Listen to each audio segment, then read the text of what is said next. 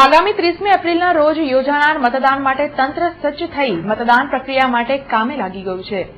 આગામી 30મીના રોજ સમગ્ર ગુજરાત સાથે વડોદરા લોકસભા બેઠક માટે વોટ પડવાના છે. વડોદરા બેઠક ખૂબ જ ચર્ચામાં છે.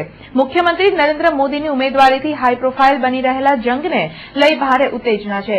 ત્યારે ચૂંટણી તંત્રએ પણ મતદાર પ્રક્રિયા શરૂ કરી દીધી છે. આજરોજ વડોદરા જિલ્લા મુખ્ય ચૂંટણી અધિકારી ડોક્ટર વિનોદ રાવે એક પત્રકાર પરિષદ સંબોધી હતી. ડોક્ટર વિનોદ રાવે પત્રકારો સાથેની વાતચીતમાં વડોદરા બેઠક પર સૌથી વધુ મતદાન થાય તે માટે તંત્ર તમામ પ્રકારના પ્રયાસો કરી રહ્યું છે. મતદાનની ટકાવારી વધારવા વિશેષ અભિયાન સાથે મતદાન મથકો પર પણ વિશેષ વ્યવસ્થાની વાત ડોક્ટર વિનોદ રાવે કરી હતી. શહેરના મોટાભાગના મતદાન મથકો પર પાણી, છાશ, શરબતની વ્યવસ્થા કરવાનું આયોજન કરાયું છે. તેમજ ગરમીથી બચવા છાયડા માટે શેડ લગાવવામાં પણ આવવાના છે. મતદાન ભયમુક્ત વાતાવરણમાં કરવા તંત્ર સજ્જ છે. મતદાન માટે જરૂરી તમામ કાર્યવાહી પૂર્ણતાના આરે હોવાનું જણાવતા ડોક્ટર વિનોદ રાવે વિસ્તૃત માહિતી આપી હતી. 23 દિવસથી બૂથ લેવલ ઓફિસરોના માધ્યમથી લગભગ 6.5 લાખ ઘરોમાં જઈને 22 લાખ મતદારોને સીધા સંપર્ક કરીને સંકલ્પપત્રો ભરાવવાની કામગીરી લગભગ પૂર્ણ થઈ છે. બીએલઓના માધ્યમથી voter slip photo voter slip ડિસ્ટ્રીબ્યુશનની કામગીરી આવતા 2 દિવસમાં પૂર્ણ થશે. 25 તારીખ સુધી તમામ પ્રયત્નોના કારણે અમે માનીએ છીએ કે લગભગ 90% જેટલા પોલિંગ વડોદરા જિલ્લામાં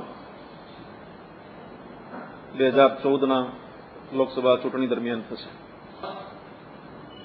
આ જાગૃતિ અભિયાનના ભાગરૂપે આપના માધ્યમથી વડોદરાના તમામ ઇન્ડસ્ટ્રીઝના મિત્રોને જણાવવા માંગીએ છીએ કે 30 તારીખે ફરજિયાત પેઇડ રજા આપવા માટે જોગવાઈ છે. અમુક લોકોના મનમાં છે કે સવારના મતદાનના સમય દરમિયાન જ આ રજા આપવાની હોય છે. આ વાત સાચી નથી. 3 શિફ્ટમાં ચાલતી હોય તો 3 શિફ્ટ એ દિવસે જે લોકોના ત્રીજા શિફ્ટમાં છે એને રીએડજસ્ટ કરીને પહેલા શિફ્ટમાં કે પહેલા શિફ્ટના દિવસના શિફ્ટવાળાને ફરજિયાત રાત્રિના શિફ્ટમાં શિફ્ટ ના કરી શકે, કેમ કે એમને મતદાન કરવા માટેના પૂરા અનુકૂળતા કરી આપવા માટે ઇન્ડસ્ટ્રીના જે પણ એમ્પ્લોયર છે એ પ્રતિબદ્ધ છે, કાયદાથી બંધાયેલા છે અને રિપ્રેઝન્ટેશન ઓફ પીપલ એક્ટના 135B મુજબ આ શરતના ભંગ થશે અને ફરજિયાત પેઇડ રજા ના આપવામાં આવે તો અમે ગુના તરીકે એફઆઈઆર નોંધીશું અને આગળની કાર્યવાહી જે પણ પેનાલ્ટીની જોગવાઈ છે એ પેનાલ્ટી વસૂલ કરવાની કાર્યવાહી અમે કરીશું. અને આ વખતે અમે ચોક્કસપણે આગ્રહપૂર્વક અને ચેતવણીપૂર્વક આ વાત લોકોના જે એમ્પ્લોયર્સ છે એમને પહોંચાડવા માંગીએ છીએ.